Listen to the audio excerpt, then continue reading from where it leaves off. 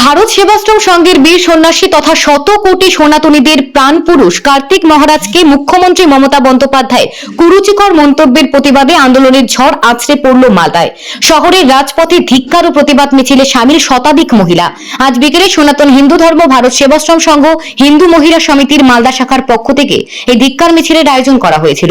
গোটা মালদা শহর পরিক্রমা করে এই ধিক্কার মিছিল।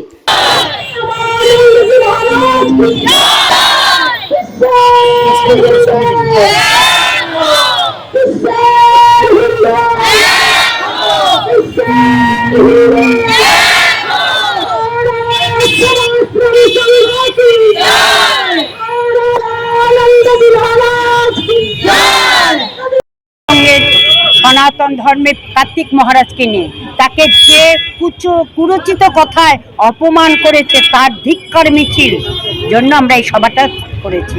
এই দাবি করতে মুখ্য আমাদের কার্তিক মহারাজের নোংরা যে কথাটা বলেছে তার আগে প্রমাণপত্র দেখাবে, না হলে তার কাছে ক্ষমা চাবে, না হলে পদত্যাগ করবে। মুখ্যমন্ত্রী কার্তিক মহারাজের কাছে ক্ষমা চাইবেন।